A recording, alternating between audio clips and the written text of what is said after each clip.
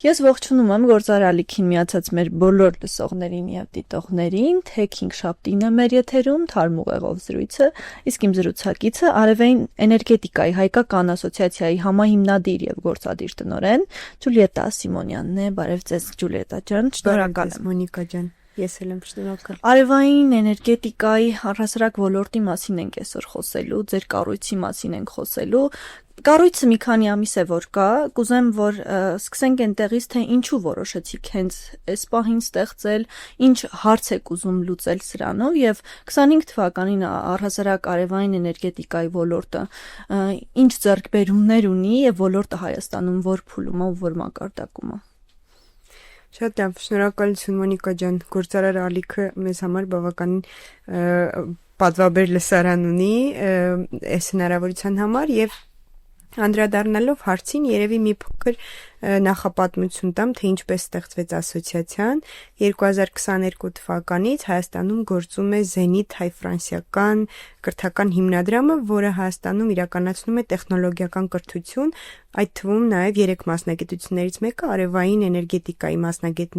մասնագետների համար վերապատրաստումներ եւ ուսումնական ծրագրեր պատրաստելն է, եւ այս գործունեության ընթացքում Zenit-ը պարբերաբար շփվելով արդեն բիզնեսների հետ, բիզնեսների հիմնադիրների, ինժեներների հետ դուրս է բերել մի շարք կարիքներ, որոնք որ ոնց վերլուծեցինք, հասկացանք, որ մի բանի պակասի պատճառով են, դա հենց այդ ֆասիլիտացիոն կենտրոնի կառույցի պակասն է, որը բնականաբար աշխարհում արդեն հայտնի մոդելով ասոցիացիա երևույթն է մեր կյանքում։ Ինչպես ստեղծվեց ասոցիացիան, հենց 2025-ի սկզբերից արդեն սկսեցինք ուսումնասիրություններ մի քիչ ավելի խորը։ Մարդկանց հետ անհատական խմբային հանդիպումներ ոլորտի ներկայացուցիչների մասին է խոսքը, մասնավորապես բիզնես կառույցների ներկայացուցիչներ, եւ հասկացանք, որ իսկապես կարծես թե միաբերան հասկանում ենք, որ կա այդ ընդգծված կարիքը ասոցիացիայի ստեղծման եւ արդեն 2025 թվականի սեպտեմբերին տեղի ունեցավ հիմնադիր ժողով եւ պաշտոնապես անցանք ստեղծման փուլով։ Հասարակական երկրների փորձն եք հատկապես հաշվի առել ու ուսումնասիրության կենտրոնում կան հստակ երկրներ, որոնց այդ հարցին, հա, իհարկե, բայց եկեք ավելի ճիշտ կլինի երևի թե երկիր չնշելը, որովհետեւ ընդհանուր առմամբ աշխարհին հայտնի մոդել է սա։ Ամեն երկիր ունի իր որոշակի առանձնահատկությունները ասոցիացիա կառույցի ներսում գործող արդեն, բայց հիմնականում դե արդեն հայտնի է բոլորիս ինչի համար է ստեղծում ասոցիացիան։ Առաջին հերթին բիզնես շահի պաշտպանություն, պետություն մասնավոր համագործակցության զարգացում, ամրապնդում, եւ բնականաբար այստեղ մեր ռազմավարական նպատակներից մեկը կուզեմ նշել, որ կրթությունը ուղիղ ինդուստրիային կապելու ոնց որ առաքելություն եւս վերցրել ենք մեզ վրա, որովհետև նախապատմությանը վերադառնալով նշեմ, որ հենց այդ տեղից ծագեց, հասկանում ենք, որ կրթությունը ինդուստրիայի հետ կապ չունի եւ մի տեսակ անհասկանալի է այն պատվիրատուն, որը պիտի հանդես գա բիզնեսի դեմքով կապ չունի կրթության հետ եւ կրթության պատվիրատուն, որը մեծ հաշվով կրթության գիտության նախարարությունն է, ուղիղ կապ չունի, չի շփվում բիզնեսի ներկայացուցիչների հետ եւ այս առաջացած անջրպետը, այո, մենք դարձանք կապողակը, որպեսզի այդ անջրպետը արագ վերացնենք եւ փորձենք առաջին հերթին իրար ճանաչել, իրար կարիքներ իմանալ, գնահատել դրանք եւ վերածել արդեն նաև կրթության սեկտորով որոշակի փոփոխությունների։ Այս ամիսների ընթացքում ամեն դեպքում այդ ուսումնասիրությունները ինչի հանգեցրին, ինչ եզրահանգումներ ունեք հստակ կետեր, որոնք առանձնացրել եք, որոնց գուցե մինչև սպահ ուշադրություն չի դարձվել, բայց իրենք ակնհայտ խնդիրներ են, որ եղել են։ Այո, իհարկե,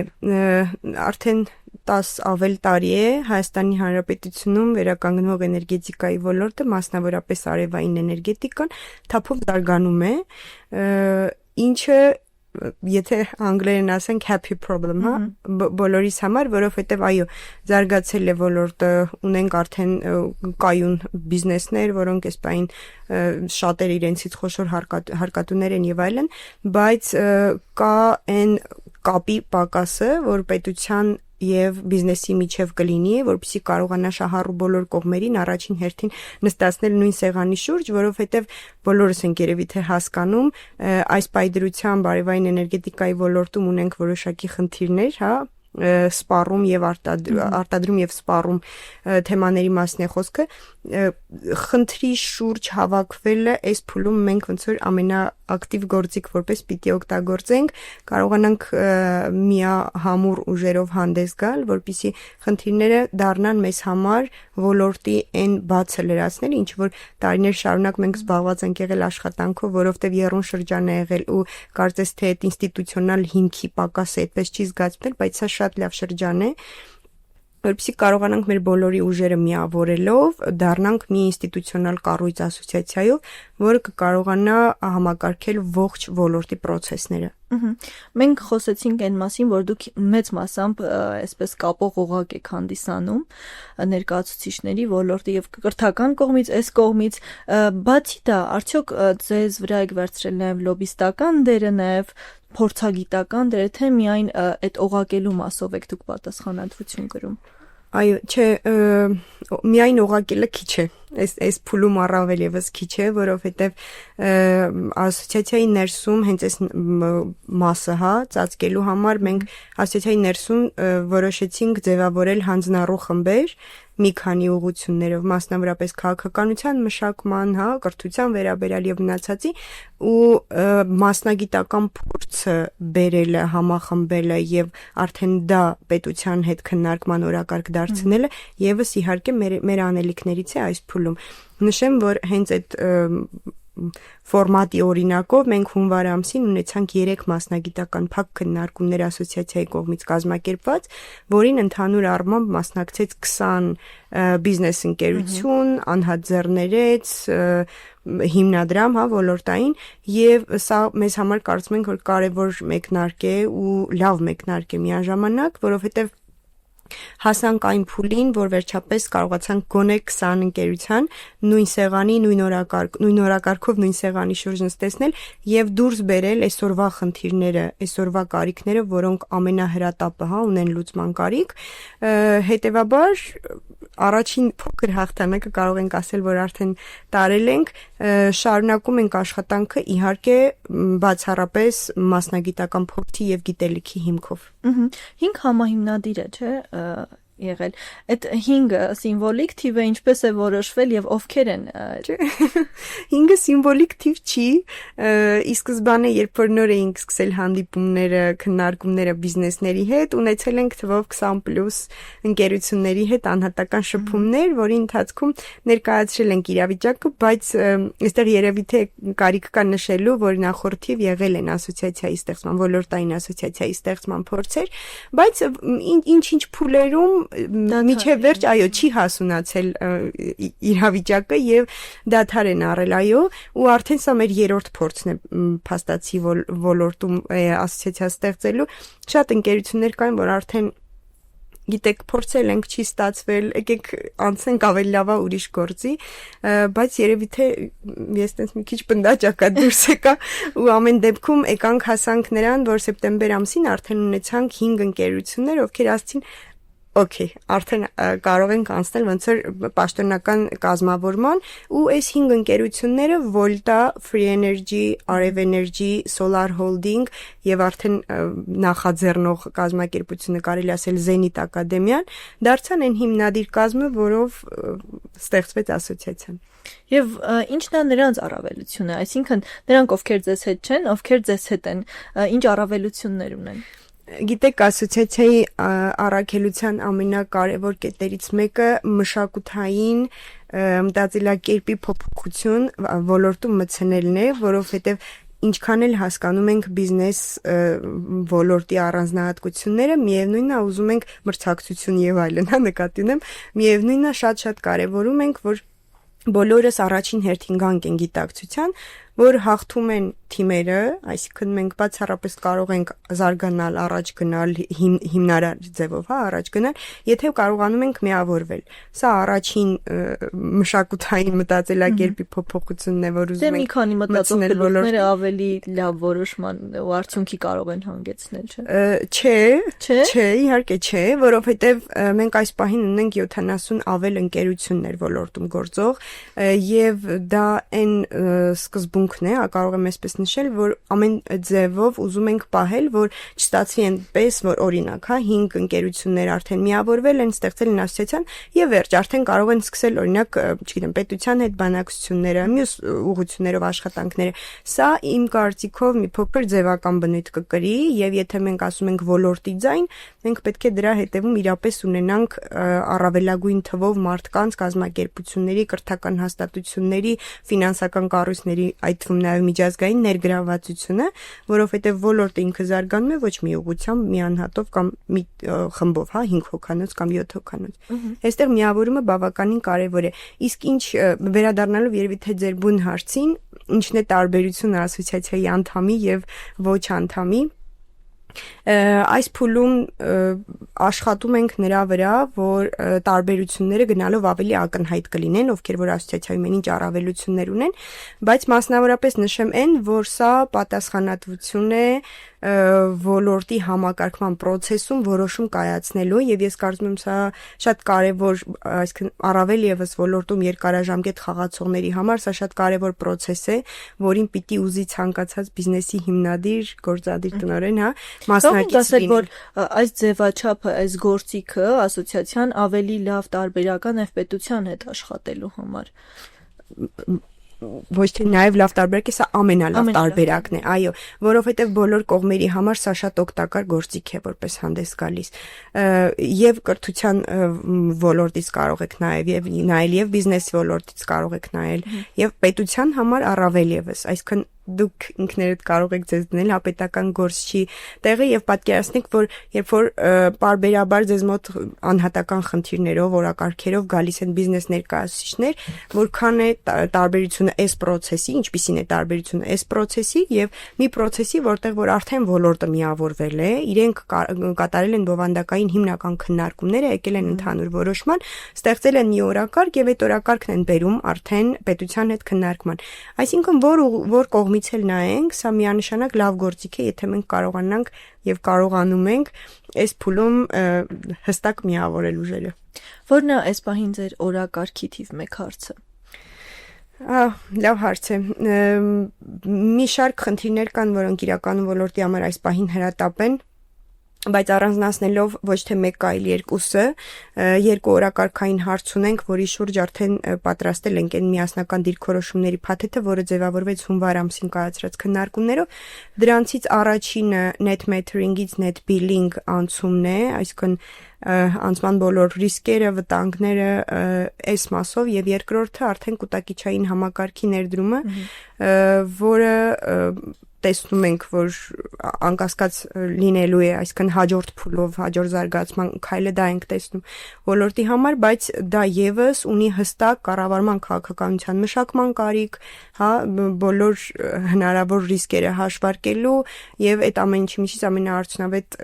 լուծման ելքը գտնելու, այո, կարիքը, ինչով այս պահին զբաղված ենք մենք։ Այս պահի դրությամբ մեր հանրություն Հայաստանի Հանրապետության ժողովուրդը որքանով է պատրաստ անցում կատարել արևային էներգետիկայի։ Ես ամեն դեպքում նկատում եմ, որ տեմպը փոխվել է բավականին, բայց ամեն դեպքում այս պահի դրությամբ ինչ փուլում ենք մենք։ Դե 2 կարևոր թիվ կա, որ պետք է հաշվի, 1 կարևոր թիվ կա, որ պետք է հաշվի առնենք, այս ձեր հարցին պատասխանելիս 45000 պլյուս բնակչություն ունենք, ովքեր որ արդեն օգտվում են արևային էներգետիկայի կայաններից։ Հետևաբար կարծում եմ, որ սա շատ լավ արձագանք է ոլորտի տարիների աշխատանքի եւ դեռևս հետագա զարգացումների համար։ Եթե մենք այս պահին արդեն ունենք այդքան բնակիչ եւ արձագանքը բավականին դրական է, ենթադրում եմ, որ շարունակելու ենք, ենթադրում եմ, աշխարհը գնում է այդ ճանապարհով, մենք նոր կարելի ասել հեծանիվ չենք հորինում, շարունակելու ենք զարգանալ եւ ոչ միայն արևային, արդեն Հայաստանում զարգացնելով առհասարակ վերականգնվող էներգետիկայի հնարավոր բոլոր ճյուղերը, որոնք Հայաստանի Հանրապետությունը մեզ թույլ է տալիս։ Ասացինք, որ լավ գործիք է պետության հետ աշխատելու համար։ Այս փուլում պետության հետ ինչպիսի հարաբերություններ ունեք, արդեն սկսված են, մեկնարկը տրված է աշխատանքների։ Այո, երևի թե մի կարևոր բան կա, որի մասին կուզեմ նշել, ինչի մասին է ասոցիացիան եւ ինչի մասին չէ ասոցիացիան, ասոցիացիան միավորված ձայնի ներկայացման մասին է եւ ոչ անհատական օրակարգերի եւ երկրորդ կարևոր բանը, որ ուզում ենք դառնալ այն կառույցը, որը ոչ թե կարձագանքի, այլ կառաջարկի օրակարգեր, հա։ Սրանք երկու տարբեր բաներ են ու տարիներ շարունակ իմ տպավորությամբ աշխատել ենք, իմ տպավորությամբ չէ, այսօրվա իրականությունը ցույց է տալիս, որ տարիներ շարունակ մենք աշխատել ենք արձագանքելու ֆորմատով, հա։ Շատ կարևոր է դերի փոփոխությունը եւ մասնագիտական խմբերի առաջ գալը արդեն առաջարկներով։ Քանի որ դա հիմնական առաքելությունն է, պետություն մասնավոր շփումը եւ համագործակցության զարգացումը, նշեմ, որ սկսել ենք դեռևս ստեղծման առաջին ամսից հանդիպումներ ենք ունեցել հանրային ծառայությունները կարգավորող հանձնաժողովի նախագահ պարոն Մեսրոպյանի հետ, փոխնախարար պարոն Ապիտոնյանի հետ եւ արդեն այս շարունակվում է այդ ցանկը եւ այս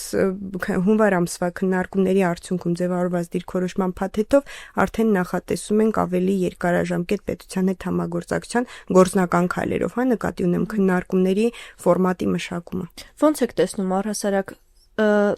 վերականգնվող էներգետիկա եւ արևային էներգետիկայի թեման առհասարակ պետության համար օրակարգում ինչ դեր ու նշանակություն ունի ու դուք նշեցիք, որ դուք արդեն հանդես եք գալիս առաջարկ ներկայացնողի դերով եւ ոչ թե արձագանքողի միայն։ Պետությունը իր հերթին առաջարկներ ներկայացնում է համագործակցության համար։ Շատ լավ հարց է, ուրախություն ոլորտի ներկայացուցիչներին, ես սա պարբերաբար նաև մեր հանդիպումների ընթացքում եմ փոխանցում ներկաներին, որ ի ուրախություն մեզ մենք հանդիպել ենք պետական կառույցների կողմից բաց վերաբերմունքի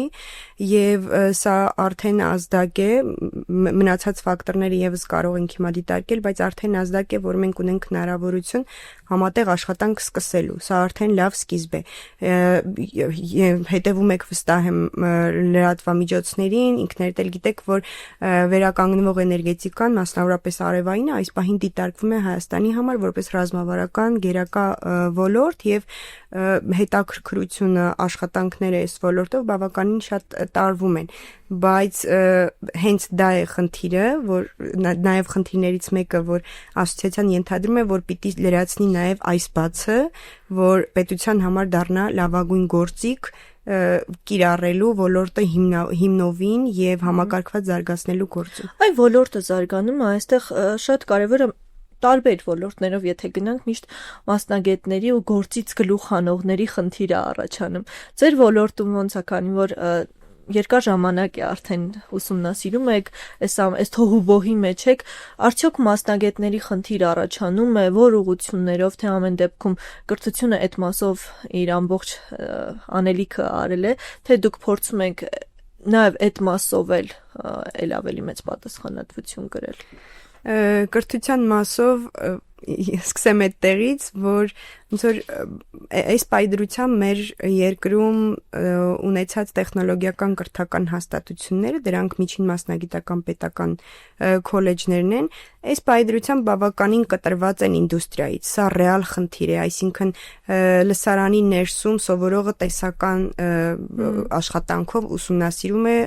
սովորում է առարկան, հա, բայց սա գործնական աշխատանքի մասին մասնագիտություն է, այսինքն դու չես կարող լինել արևային էներգետիկայի մասնագետ, ամենացածր, հա, եթե նույնիսկ բանվորին դիտարկենք, միջև գլխավոր ինժեներ, եթե դու ուղիղ չես առերեսվում այդ աշխատանքին ռեալ կյանքում։ Այսինքն դու եթե երբևէ չես բարձրացել տանիք, դու չես կարող համարել, որ օքեյ 2 տարի դու անցար այդ տեսական process-ներով, ավարտեցիր քոլեջը, ստացել, բայց հա, բայց չփոխվում է օրինակ։ Եվ մնացած էլի կրթության մեջ հիմնական բացը սա է, հա, որ մենք նկատել ենք ու ուզում ենք ջանքերի հիմնական մասը ուղղել սրան, որ այս պայդրությամբ բիզնեսները դառնան ռեալ պատվիրատու քոլեջների համար, այսինքն կարողանանք հստակ ձևակերպել են բոլոր փոփոխությունները, որոնք այս պահին ինդուստրիան ունի, որպեսզի կրթություն ստացած, հա, միջին մասնագիտական կրթություն ստացած ուսանողը, երբ որ արդեն ավարտում է, անմիջապես կարողանա անցնել պահանջված աշխատանքի, այսինքն ոչ թե պահանջված աշխատանքի, այլ ինքը դառնա պահանջված մարդ մասնագետ արդեն գործող ոլորտի համար։ Սա առաջին բացն է, որ տեսնում ենք, ու իհարկե այս ուղղությամբ մեր ներսում արդեն կրթական հարցերով հանձնառու խումբը բավականին աշխատանքներ է տանում, կապվել ենք արդեն Հայաստանում գործող տարբեր մարզերի նկատի ունեմ, տեխնոլոգիական քոլեջների հետ եւ տնօրենների հետ համապատասխան անձնակազմերով աշխատանքները մեկնարկել են։ 26 թվականին բուրըն այդ ուղղությամբ աշխատելու եք, ճիշտ եմ հասկանում։ Այո, կարևոր ուղղություններից։ Շարքային քաղաքացիների հետ ոնց եք աշխատանքներ իրականացնում եւ արդյոք իրականացնում եք, թե միայն դուք բիզնեսների հետ եք աշխատում, բիզնեսները իրենց հերթին արդեն քաղաքացիների։ Այս փուլում կստեմ, եթե ասեմ, որ աշխատում ենք, բայց դա եւս կարևոր ուղղություն է, քանզի բիզնեսները աշխատում են, որովհետև կան սպառողներ, որ պահին, որ այդ կապը եւս ընդհատվում է, այդտեղ առաջանում է հաջորդ անջրպետը, այսինքն սպառողները մեզ համար մնում են կարևոր դեր ունեցող անձինք եւ մենք այստեղ մի անելիք արդեն ընդգծել ենք, որ ընդհանուր հանրային իրազեկման կարիք ունի ոլորտը կամ բրենդավորման կարիք ունի, որովհետև կա որոշակի նվազագույն գիտելիք, որ սպառողը պիտի ունենա ոլորտի վերաբերյալ, երբ որ ինքը օրինակ պատվիրում է, չգիտեմ, հա, իր տան կամ բիզնեսի համար, այո, արևային կայան, բայց այս գիտելիքի պակասը այս պայդրությամբ մենք փաստացի ունենք սպառողների շրջանակում եւ սա եւս մի ուղղություն է, որ պարտադիր պետք է անդրադառնալ։ Ինչի կարիք ունի ասոցիացիան, ինչն է այս պահին ձեզ ամենաշատը մտահոգում։ Լավ հարց է, մի քանի բաներ կան, կարծում եմ, բայց դրանցից երևի թե առանձնացնեմ օգտվելով լսարանի հնարավորությունից, առանձնացնեմ մի բան, որ այս պայդրությամբ ասոցիացիայի կայունացման ամենակարևոր երևի թե փուլն է, եւ սա առանձնանում է այն առումով, որ մեր հիմնական անելիքը հիմա միավորվելն է ու բոլոր այն շահառու կողմերին, ովքեր հետաքրքրված են ոլորտով եւ ոլորտի կրողն են եւ երկարաժամկետ տեսնում են իրենց որպես խաղացող, հրավիրում եմ միանալու ասոցիացիային, իրենք կլինեն բիզնես կառույցներ, կլինեն անհատ փորձագետներ, կլինեն հիմնադրամներ, հասարակական կազմակերպություններ ոլորտում աշխատող, թե կրթական հաստատություններ, ինչպես արդեն նշեցի, միջազգային կառույցներ եւ ֆինանսական եւ ոչ, որովհետեւ ասոցիացիայի այս փուլում բոլորի ներգրավվածությունը պարտադիր ենք համարում։ Ավելի ուժեղ է դարձնում։ Շնորհակալ եմ ձեզ զրույցի համար։ Մեզ լսողներին եւ դիտողներին հիշեցնեմ, որ թե 5 շաբթիներ գործարալիքի եթերում Թարմ ուղեղով զրույցը, իսկ Թարմ ուղեղով իմ զրուցակիցը Ջուլիետա Ասիմոնյանն էր, Արևային էներգետիկայի հայկական ասոցիացիայի համահիմնադիրը եւ գործադիր տնօրենը։ Ձեզ համար Մոնիկա Մամյանը աշխատեց, կհանդիպենք։